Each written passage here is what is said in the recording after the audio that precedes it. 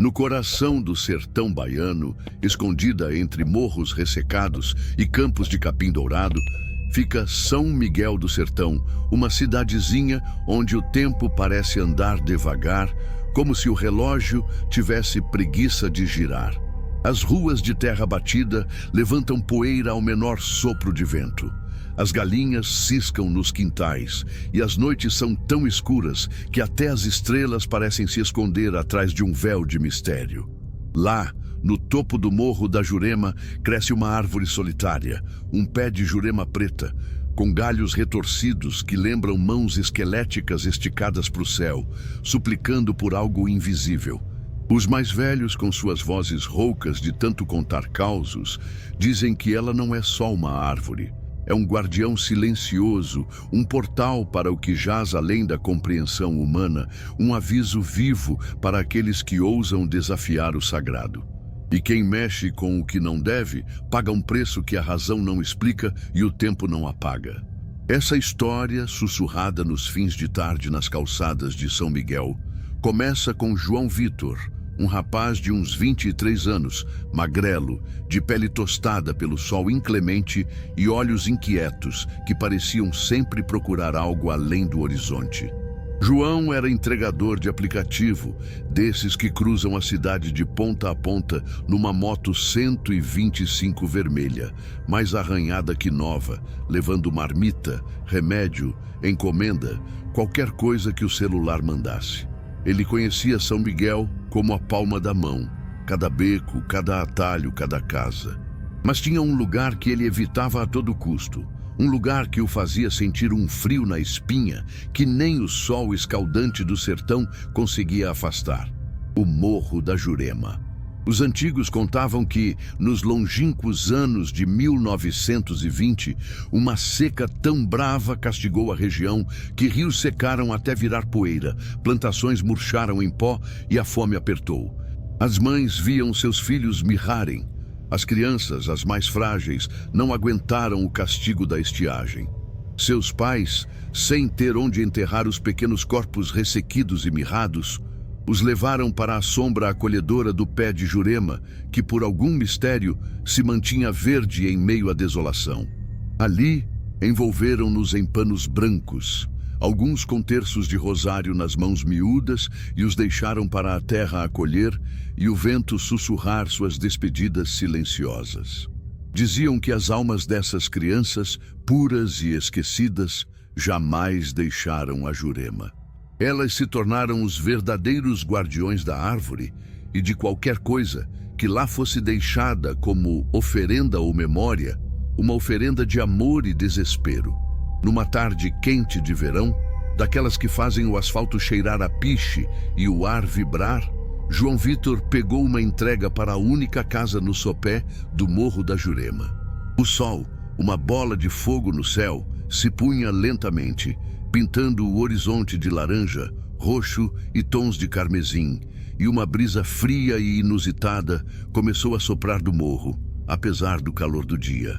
Ao subir a trilha de terra batida, o ruído seco dos galhos secos sob seus pés quebrava o silêncio.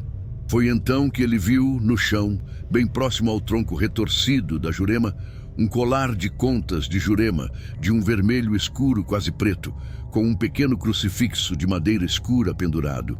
O brilho da madeira polida, contrastando com a poeira, chamou a atenção de João. Sem pensar muito, sem dar ouvidos ao arrepio que lhe subiu pela espinha, ele se agachou e pegou o colar. As contas eram lisas e frias ao toque, e um cheiro suave de terra úmida, de mato molhado, emanava dele. Um cheiro que parecia pertencer a outro tempo. Ele sentiu uma estranha melancolia ao segurar o objeto, como se o colar carregasse uma tristeza antiga. Enquanto voltava para casa com o colar no bolso da jaqueta, João começou a sentir um calafrio persistente na espinha.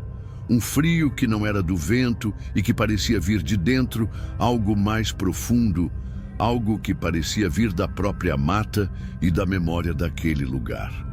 Ao anoitecer, em sua pequena casa, ele pendurou o colar na cabeceira da cama, achando que seria um amuleto ou uma curiosidade. Mal sabia ele que havia trazido para dentro de casa uma presença que jamais o abandonaria, que havia amarrado a si um fardo invisível e eterno. Naquela noite, João não dormiu. Mal fechou os olhos e ouviu risadas de crianças. No começo, pensou que fosse a criançada da vizinhança brincando tarde, como era comum em São Miguel. Mas as risadas eram diferentes, distantes, etéreas, e pareciam vir de todos os cantos do seu quarto, ecoando das paredes e do telhado. Eram risadas melancólicas, com um tom de choro abafado que se transformavam em soluços, e por fim, em um sussurro arrastado e gélido que parecia vir de dentro de sua própria mente: devolve, devolve, devolve o que não é seu. Nos dias que se seguiram, a vida de João Vitor virou um inferno particular. Onde quer que fosse, sentia os olhos frios e invisíveis das almas das crianças sobre ele, uma vigilância constante que o sufocava. Em seu trabalho, a moto, que antes era sua companheira fiel, começou a engasgar sem motivo. Os freios falhavam misteriosamente nas horas mais impróprias. As entregas davam errado, os clientes reclamavam e ele começou a perder dinheiro. Começou a ver vultos nas sombras, vultos pequenos, de crianças que se moviam rápido demais para serem alcançados pela luz de sua lanterna. Ouviu choros abafados vindo de debaixo da cama, do armário, dos cantos mais escuros de sua casa. O cheiro de terra úmida e flores murchas, um cheiro de velório e desespero, impregnou cada canto de seu lar. Um lembrete constante da presença que ele carregava. O medo o consumia, transformando-o num espectro de si mesmo. As olheiras fundas, a pele pálida e macilenta, os olhos vazios de sono e esperança. Ele tentou se livrar do colar, jogou-o no lixo da rua, mas no dia seguinte o encontrou de volta na cabeceira da cama, como se nunca tivesse saído de lá, intacto e frio. Em um acesso de fúria e desespero, tentou queimá-lo no fogão, mas o colar, teimoso e desafiador, apareceu intacto sobre o travesseiro minutos depois, frio e brilhante. Desesperado e sem saber mais a quem recorrer, João procurou a Dona Zilda, a benzedeira mais velha e respeitada de São Miguel, uma mulher com um olhar que via além da superfície e uma voz que parecia carregar a sabedoria de gerações. Ela ouviu sua história com olhos sábios e tristes, balançando a cabeça lentamente, como se já soubesse o desfecho. "João", disse ela com a voz grave e calma, "você não pegou um colar qualquer. Você pegou uma parte do descanso delas, uma lembrança sacra de um sofrimento que nunca foi esquecido. As almas das crianças da Jurema não querem oferendas baratas ou rituais sem alma. Elas querem a restituição do que é delas e, acima de tudo, respeito. E essa dívida, meu filho, não se paga com um ritual passageiro, mas com a sua própria vida, com o seu ser." João não entendeu de imediato, mas o que Dona Zilda explicou depois o aterrorizou ainda mais profundamente. O colar não era um objeto amaldiçoado que pudesse ser removido. Ele era uma marca, um elo permanente, uma fusão invisível. As manifestações, o sussurro, os vultos, não eram punições a serem quebradas, mas um lembrete constante de sua profanação. "A Jurema marcou você", disse ela com um suspiro pesado. "Você não pode se livrar delas, porque elas agora são parte de você. Você aprendeu a lição da pior forma, mas o preço é para sempre. Você é o novo guardião daquela memória, querendo ou não." A partir daquele dia, João carregou consigo uma cicatriz invisível, mas palpável. O colar de contas de Jurema não se tornou um objeto que ele via, mas se fundiu à sua pele, tornando-se uma marca fria e discreta em seu pulso esquerdo, invisível para os outros, mas que ele sentia a cada batida do coração, a cada calafrio. O sussurro das crianças nunca cessou completamente. Diminuía em alguns dias. quando ele se sentia mais em paz, mas voltava nas noites de lua nova, em ventos fortes que sopravam do morro, ou quando ele se aproximava de uma árvore antiga. Ele aprendeu a conviver com o medo, com a presença constante que o lembrava de seu erro e da fragilidade da vida. João se tornou um homem mais humilde, mais respeitoso com a natureza, com as crenças dos outros e com as lendas de sua terra, que antes ele ignorava. Mas o brilho frio no seu pulso e as risadas melancólicas que só ele ouvia eram a prova indestrutível de que algumas dívidas não podem ser pagas ou perdoadas, apenas suportadas como um fardo eterno. Ele era o guardião vivo de um segredo, um eco do passado que o acompanhará até o seu último suspiro.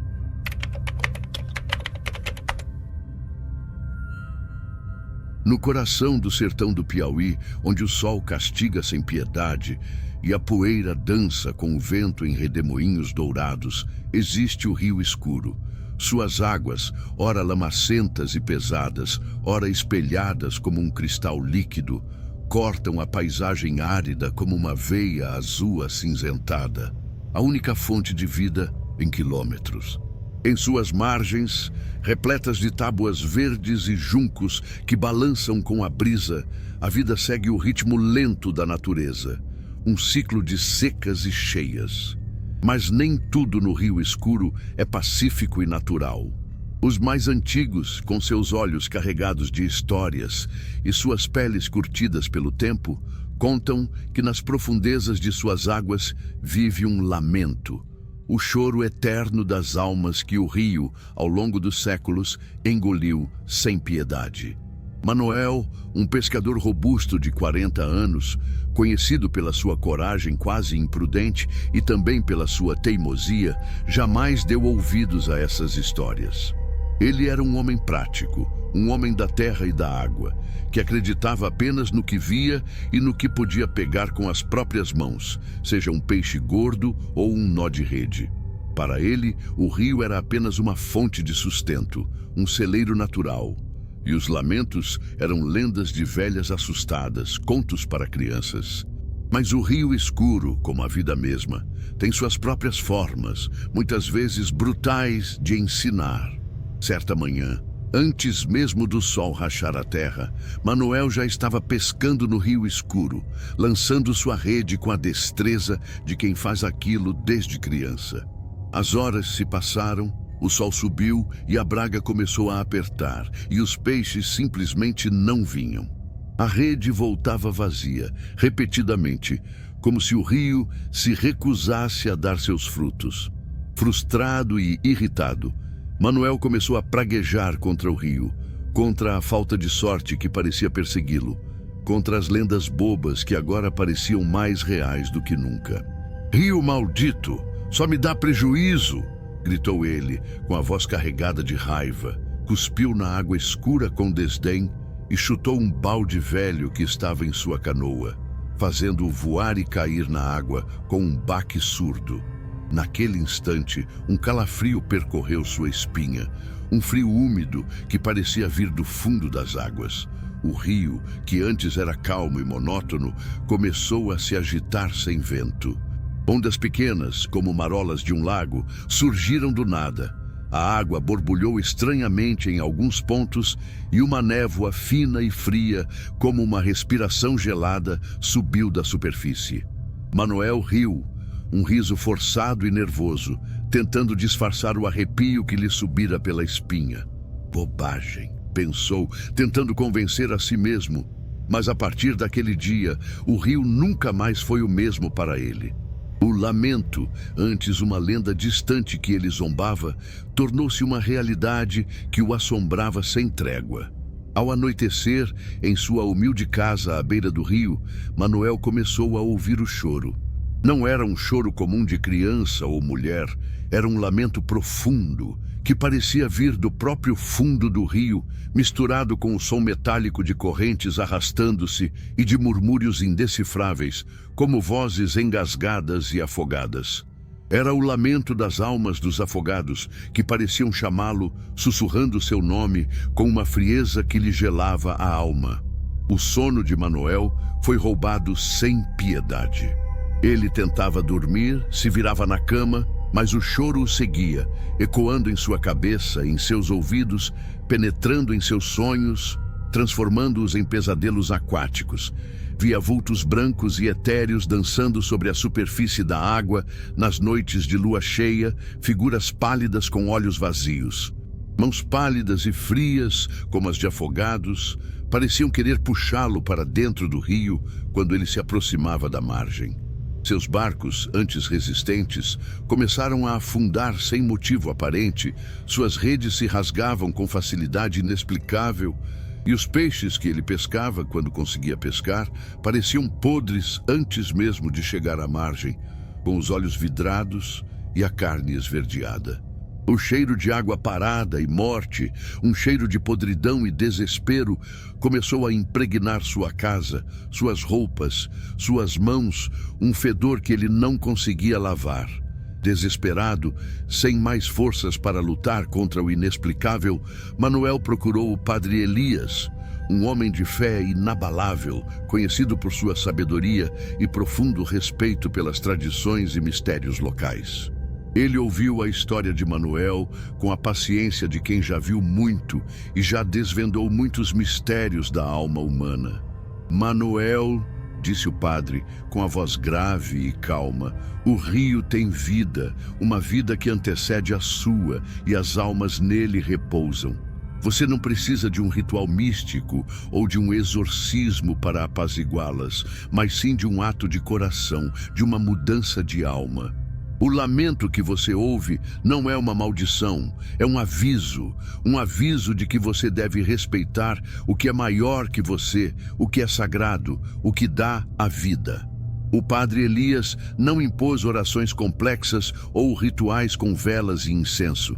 Ele apenas sugeriu que Manuel dedicasse seu tempo e suas forças a proteger o rio escuro, que ele se tornasse seu guardião, seu zelador.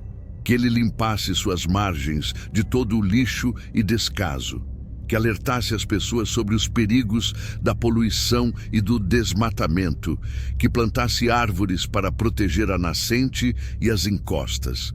E mais importante, que ele respeitasse cada gota de água, cada vida que nela existia, cada segredo que ela guardava. Manuel, exausto, assustado e humilhado por sua própria arrogância, aceitou. Ele não buscou uma cura sobrenatural, mas uma forma de se redimir, de fazer as pazes com o rio e consigo mesmo. Começou a limpar as margens do rio, a remover o lixo que outros jogavam com descaso, a retirar as redes velhas e os entulhos. Dedicou-se a plantar mudas de árvores nas encostas, a orientar pescadores mais jovens sobre a importância da pesca consciente e da preservação do ambiente aquático. Ele se tornou um vigilante, um protetor silencioso do rio. E, lentamente, com a cada ato de cuidado e respeito, o lamento começou a diminuir. Não sumiu por completo. Ocasionalmente, em noites de tempestade ou quando alguém desrespeitava as águas, um fraco sussurro ainda podia ser ouvido, um eco distante de um passado doloroso. Mas, para Manuel, o choro era agora um lembrete, uma memória, não uma ameaça.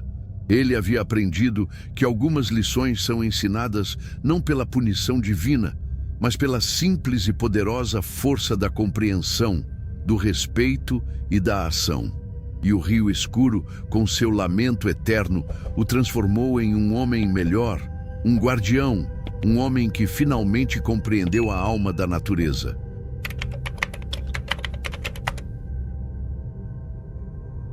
Na pequena cidade de Santa Cruz do Oeste, em Minas Gerais, onde as montanhas abraçam a paisagem com seus picos verdejantes e as lendas se espalham como o cheiro inebriante de café fresco nas manhãs, existe um casarão antigo.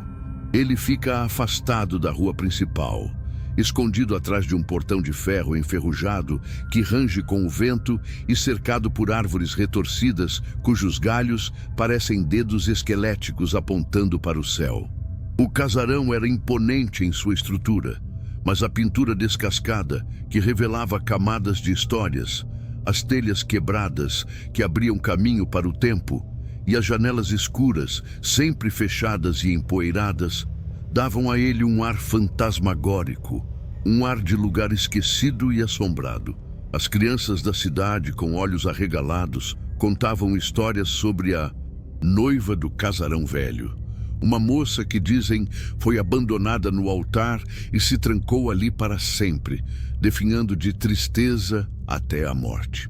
Clara, uma jovem curiosa de 17 anos, com uma paixão por histórias de fantasmas e um certo desdém pelo que chamava de superstições de velho e crendices populares, decidiu que era hora de desvendar o mistério. Para ela, tudo tinha uma explicação lógica e o sobrenatural era apenas imaginação. Uma noite de lua nova, com a desculpa esfarrapada de ver se havia alguma festa de Halloween no casarão, o que, é claro, era uma mentira deslavada para seus pais.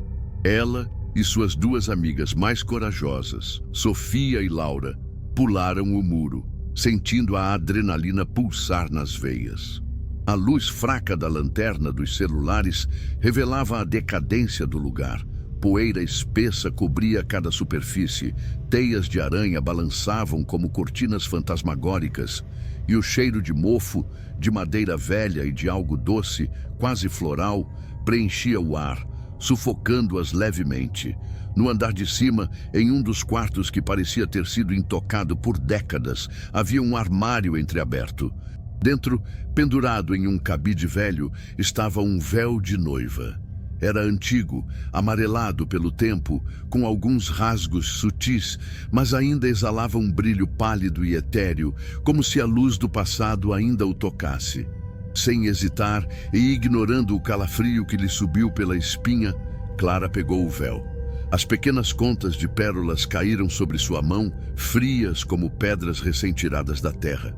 Ao sentir o tecido em seus dedos, uma sensação de tristeza profunda e desesperança, um peso no coração, a invadiu. Ela sentiu um arrepio forte, mas o atribuiu ao mofo, ao ambiente lúgubre e à emoção da aventura juvenil. Naquela mesma noite, de volta em casa, Clara, orgulhosa de sua ousadia, pendurou o véu em seu próprio armário, como um troféu de sua aventura. Mas a vitória durou pouco e o orgulho se transformou em terror. Assim que se deitou em sua cama, sentiu uma presença no quarto. O ar ficou pesado e denso, como se a própria atmosfera tivesse se solidificado. E o cheiro de jasmim, que antes era uma lembrança agradável da noiva, tornou-se sufocante, quase nauseante. A voz, um sussurro choroso e arrastado, que parecia vir de lugar nenhum e de todos os lugares ao mesmo tempo, veio de dentro do armário, ecoando em sua mente. Meu véu, devolva. Nos dias seguintes, Clara começou a sentir os efeitos da profanação que havia cometido. Seu espelho do quarto começou a embaçar com um hálito frio e invisível, e um vulto branco e translúcido aparecia e desaparecia rapidamente em seu reflexo, piscando como uma imagem distorcida. O choro da noiva se tornou constante, um lamento que parecia vir de dentro das paredes de sua casa, dos cantos escuros, debaixo de sua cama, do chuveiro. O cheiro de jasmim ficava tão forte que ela sentia náuseas e tonturas. Sua pele começou a ficar pálida e macilenta. Ela perdia peso de forma alarmante, os olhos fundos e com um brilho febril de terror. Ela não conseguia dormir mais de 2 horas por noite, e o medo de ficar sozinha a dominava, tornando-a prisioneira em sua própria casa. Ela tentou devolver o véu ao casarão por diversas vezes, mas toda vez que se aproximava do portão, uma força invisível e gélida a impedia, a empurrava para longe com uma violência assustadora, como se as mãos da noiva a repelissem.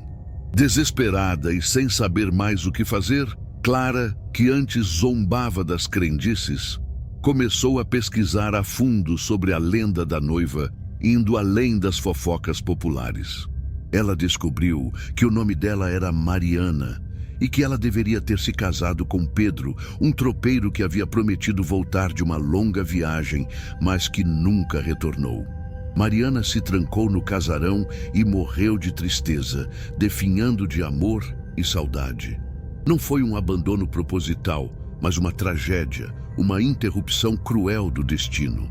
E o véu, o único objeto de seu casamento que restou, era a última ligação dela com o mundo dos vivos e com a esperança de seu amor perdido. Clara então teve uma ideia que não envolvia rituais complexos, orações ou exorcismos, mas sim um ato de profunda compaixão e verdade.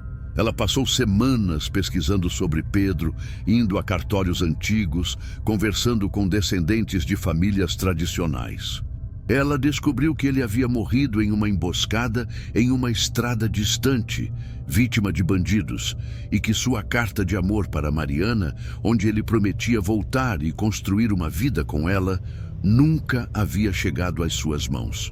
Clara conseguiu encontrar uma cópia fiel de uma dessas cartas, guardada em um arquivo empoeirado da cidade vizinha. Ela também encontrou um pequeno broche de prata em forma de coração que diziam: Pedro havia prometido dar a Mariana no dia do casamento um tesouro esquecido em um antiquário. Numa noite de lua cheia, com o coração batendo forte, Clara voltou ao casarão. Não para um ritual de purificação ou um ato místico, mas para um ato de compaixão e de restituição da verdade. Ela pulou o muro com facilidade, sentindo a aura do lugar diferente, menos pesada. Entrou no quarto, onde havia pegado o véu. Com as mãos tremendo, colocou o véu de volta no armário, com cuidado quase reverente. Ao lado dele, deixou a cópia da carta de Pedro e o pequeno broche de prata, um presente de amor. Mariana, sussurrou Clara, sentindo as lágrimas nos olhos e um nó na garganta. Pedro não te abandonou, ele te amava, ele tentou voltar para você, mas a vida foi cruel. Ele te esperou do outro lado. No instante em que Clara falou, o ar no quarto, antes pesado e gelado, pareceu se aquecer suavemente. O cheiro de jasmim se intensificou por um breve momento, mas dessa vez era um aroma doce e reconfortante, como um buquê de flores frescas. O lamento cessou. Não houve vultos apavorantes, nem barulhos assustadores. Apenas uma sensação de paz, profunda e serena, preencheu o ambiente. Uma quietude que nunca antes existira ali. Clara sentiu um leve sopro de ar frio em seu rosto, como um beijo de despedida. Um obrigado silencioso. Ela saiu do casarão com o coração leve, um peso enorme removido de seus ombros.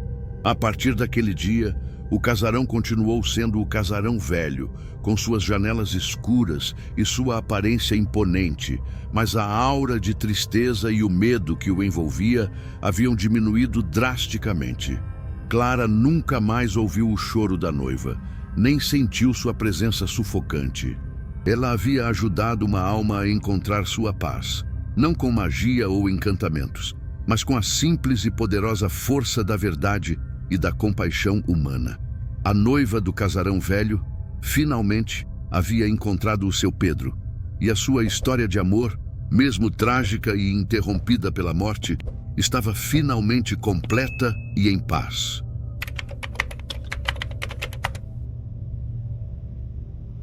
Na pequena e pacata cidade de Várzea Grande, no interior do Maranhão, onde o calor é úmido e as lendas são contadas ao pé do fogo, como se as chamas dessem vida às palavras, há uma encruzilhada. Ela fica nos limites da cidade, onde 3 estradas de terra se encontram sob a sombra imponente de uma figueira centenária, cujas raízes aéreas se retorcem como serpentes. Dizem que ali, nas noites escuras e silenciosas, a linha entre o mundo dos vivos e dos mortos se torna tênue, quase imperceptível. É um local onde se deixam oferendas para entidades, para pedir sorte em tempos de colheita, para afastar o mal que ronda as famílias ou para pagar promessas. Os moradores de Várzea Grande, mesmo os mais modernos, respeitam o local com um temor reverente e jamais se atrevem a desrespeitá-lo, temendo as consequências do invisível. Bia, uma jovem recém-chegada da capital, com seus 19 anos, uma mente vibrante e um certo desdém pelo que ela considerava superstições e crendices de gente atrasada, via tudo isso com um certo ceticismo divertido. Ela era bonita, extrovertida, com uma risada fácil, mas também um tanto impulsiva e não hesitava em desafiar o que não compreendia. Numa noite de farra com amigos na zona rural, a conversa descambou inevitavelmente para os causos assustadores da encruzilhada. Curiosa e querendo se mostrar mais corajosa e descolada que os outros, Bia apostou que tocaria e até chutaria uma das oferendas deixadas na figueira. Bobagem! Isso é coisa de gente que não tem o que fazer e vive de medo, riu Bia com um ar de superioridade, quando os amigos, entre risos nervosos e advertências sussurradas, a desafiaram. À meia-noite exata, armados com lanternas de celular e uma dose extra de adrenalina misturada com um pouco de álcool, eles foram até a encruzilhada sombria. Lá, no chão batido sob a figueira, havia um pequeno montinho de farofa amarela, um charuto apagado com as cinzas ainda intactas e um copo de cachaça barata com o líquido quase intocado. Sem pensar duas vezes, com um sorriso debochado estampado no rosto, Bia calçou a bota e chutou a oferenda, espalhando a farofa pelo chão e derrubando o copo. Pronto, viram? Nada aconteceu. É tudo invenção, disse ela, sentindo, no entanto, um calafrio inusitado que lhe subiu pela espinha. Um arrepio que ela tentou ignorar. Mas algo aconteceu. Naquele mesmo instante, um sussurro frio e distante se fez presente. Não era um sussurro de palavras inteligíveis, mas um som ininteligível, como um vento gélido que passa por uma floresta de ossos secos ou folhas secas sendo arrastadas pelo chão em um turbilhão. Bia e seus amigos correram de volta para a cidade, rindo nervosamente, tentando se convencer de que era tudo imaginação. Mas o sussurro parecia segui-los, colado em suas costas, ecoando a cada passo apressado. Nos dias seguintes, o sussurro tornou-se o companheiro constante e infernal de Bia. Ele a seguia para todo lugar, no silêncio de seu quarto, no barulho do mercado movimentado, nas conversas com os amigos.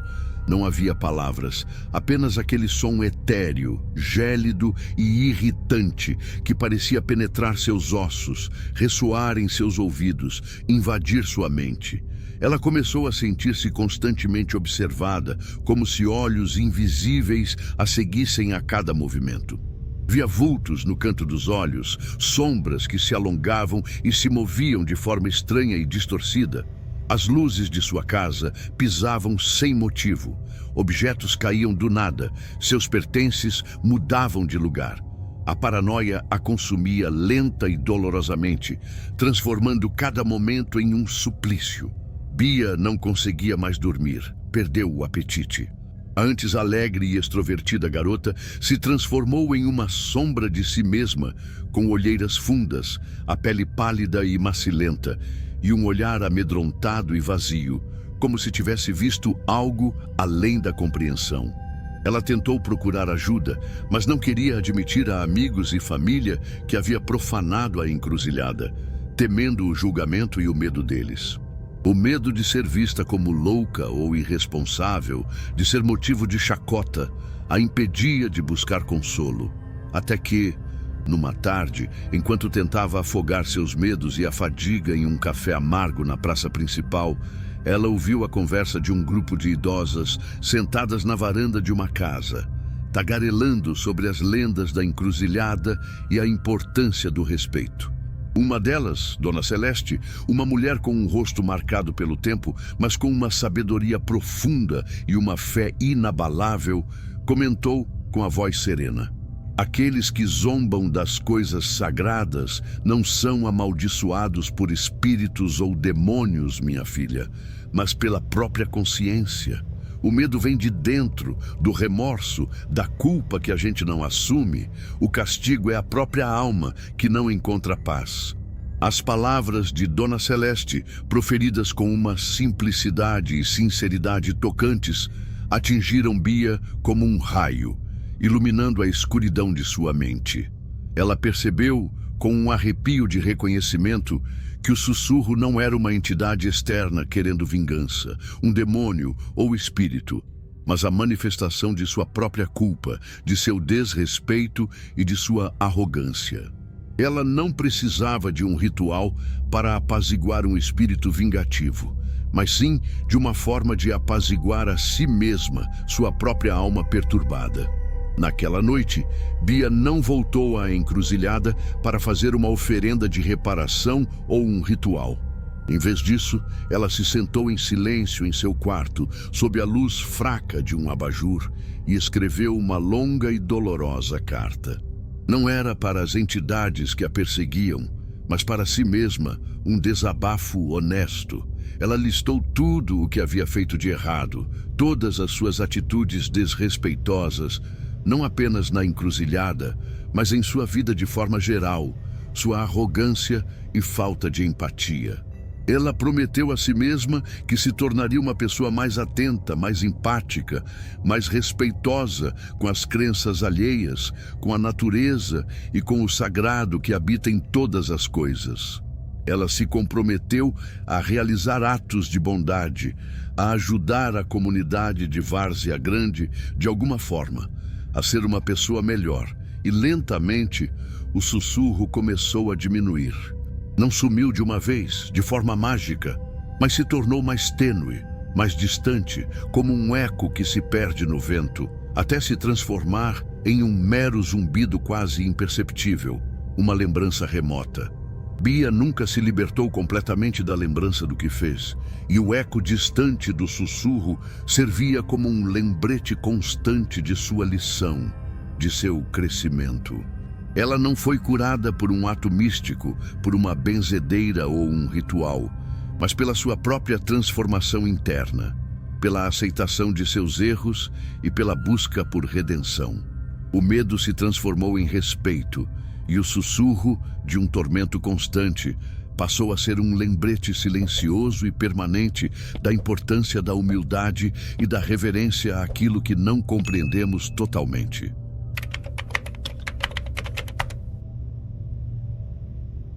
Na zona rural de Pernambuco, em meio ao verde intenso e resiliente da caatinga e ao silêncio profundo quebrado apenas pelo canto agudo dos pássaros e pelo zumbido dos insetos, havia uma velha quaresmeira. Imponente em sua beleza e ancestralidade, com seus galhos robustos e suas flores roxas que pintavam a paisagem em um contraste vibrante, ela se erguia à beira de uma estrada de terra poeirenta, próxima à antiga e simples capela de São Judas Tadeu, que parecia esquecida pelo tempo. Diziam, com a voz baixa e os olhos arregalados, que a árvore estava ligada à história trágica do Padre Francisco, um jovem e piedoso sacerdote que nos idos de 1930 foi acusado injustamente de um grande sacrilégio na capela, um pecado contra a fé e os costumes. Desolado, com o coração partido pela injustiça e pela difamação, o padre teria se refugiado sob a sombra acolhedora da quaresmeira, onde, segundo a lenda que ecoava por gerações, deu seu último e desesperado grito antes de desaparecer para sempre, como se a terra o tivesse engolido. E o grito, diziam, ficou preso na árvore, um lamento eterno que ecoava em noites de dor e desespero. Dona Francisca, uma idosa de cabelos brancos como a neve e olhos perspicazes que pareciam ver a alma das pessoas, vivia numa casa simples de taipa e reboco, não muito longe da capela. Ela tinha uma fé inabalável, uma devoção que movia montanhas, mas também um espírito prático e uma mente cética para as coisas que desafiavam a lógica. Nos últimos meses, porém, algo a perturbava profundamente, algo que desafiava sua razão e sua fé. Um grito. Não era o grito de um animal ferido, nem o lamento de uma pessoa em prantos. Era um som agudo, quase sobrenatural, que parecia vir do coração da quaresmeira. Um lamento que ressoava em sua própria alma e em seus ossos. O grito começou a se manifestar em sua saúde. Dores nas costas excruciantes, uma fraqueza que lhe roubava as forças e uma tosse persistente e seca que não passava com nenhum remédio caseiro ou benzedura. Os vizinhos, preocupados com a saúde da velha Francisca, falavam da lenda do padre, sussurrando entre si. É o grito da quaresmeira, Dona Francisca. Ela está assombrada e está te chamando para junto dela. Mas Dona Francisca balançava a cabeça descrente. Ela sentia que o grito era um sinal, um lamento que precisava de compreensão e justiça, não de rezas para afastar espíritos ou demônios. Ela tinha uma certeza que ardia em seu coração. O grito não era uma maldição, mas a dor de uma história não resolvida, de uma alma injustiçada que clamava por verdade. Dona Francisca, mesmo com a saúde debilitada e a cada dia mais fraca, começou uma jornada de investigação incansável. Ela decidiu que desvendaria o mistério por trás do grito da quaresmeira. Visitou arquivos empoeirados da paróquia, conversou com os moradores mais velhos da região, cujas memórias eram enciclopédias vivas, leu diários e cartas esquecidas que encontrou em baús de famílias antigas. Ela descobriu que o padre Francisco, antes de desaparecer misteriosamente, havia deixado uma série de escritos ocultos onde detalhava sua inocência de forma clara e, mais importante, revelava que o verdadeiro sacrilégio havia sido cometido por outro padre, um forasteiro ambicioso e sem escrúpulos que fugiu da cidade, deixando a culpa nas costas de Francisco. Padre Francisco, para proteger a honra da igreja e evitar um escândalo ainda maior, preferiu assumir a culpa e desaparecer, levando consigo a dor da injustiça e a esperança de um dia a verdade ser revelada. Mas havia mais. Dona Francisca descobriu que, antes de sumir, Padre Francisco havia dedicado sua vida a cuidar de uma comunidade de pobres e doentes na região, oferecendo-lhes não apenas consolo espiritual e palavras de fé, mas também ajuda prática. Ele havia construído uma pequena enfermaria rudimentar com as próprias mãos e a ajuda dos mais humildes, e garantia que tivessem comida e abrigo. Era um ato de amor e caridade que havia sido esquecido com o tempo, ofuscado pela mancha da acusação injusta que pesava sobre seu nome. O grito da quaresmeira, ela percebeu, não era o lamento de um espírito aprisionado pela acusação, mas sim a dor de uma memória injustamente manchada, de uma bondade esquecida e um legado jogado na lama. A cura, para ela, não estava em uma bênção mística ou reza formal, mas em restaurar a verdade e a dignidade do Padre Francisco. Com a ajuda incansável dos vizinhos que haviam definhar e admiravam sua força, Dona Francisca, embora fraca, iniciou uma verdadeira cruzada. Ela reuniu os escritos do padre, contou a história de sua inocência para todos que quisessem ouvir e, mais importante, a história de sua caridade e serviço aos pobres, que havia sido tão injustamente apagada. Ela organizou a comunidade para reformar a velha enfermaria que o padre havia construído e que estava em ruínas, transformada em um casebre abandonado. Juntos, eles a transformaram em um pequeno centro de apoio comunitário, onde as pessoas poderiam receber ajuda, conselhos e um pouco de alívio para suas dores, um legado vivo do padre. No dia da reinauguração do centro, com a presença de todos os moradores de Várzea Grande e até de alguns padres da diocese vizinha, Dona Francisca, emocionada e com a voz embargada, discursou sobre a verdadeira história do Padre Francisco, de sua inocência e de seus atos de bondade que foram silenciados pela calúnia. Ela falou sobre como o esquecimento e a injustiça podem gritar mais alto e mais dolorosamente do que qualquer voz, e como a verdade tem o poder de libertar. Naquele instante, enquanto o sol se punha em tons de dourado e laranja e as luzes da velha enfermaria acendiam, um calor suave se espalhou pelo ar. O grito da quaresmeira, antes tão real e pungente, cessou. Não houve milagre, nem cura mágica instantânea. Dona Francisca sentiu uma paz profunda e reconfortante preencher seu coração. As dores em suas costas diminuíram consideravelmente. A tosse persistente parou. Ela não foi curada por um ritual, nem por uma intervenção divina, mas pela força da verdade e da justiça que ela havia restaurado. O grito da quaresmeira se calou, porque a memória de um homem justo foi restaurada, e seu legado de bondade e sacrifício foi finalmente honrado pela comunidade que ele tanto amou. Dona Francisca e toda a Várzea Grande aprenderam que a maior paz vem da aceitação da verdade, da luta pela justiça e da ação movida pela compaixão humana. Ela era a prova viva de que algumas feridas se curam não com misticismo, mas com o peso da verdade e da honra. E você, já ouviu alguma história arrepiante como essas? Conte pra gente nos comentários. Deixe seu like se gostou e se inscreva no canal para não perder os próximos causos de assombração que vamos trazer para você.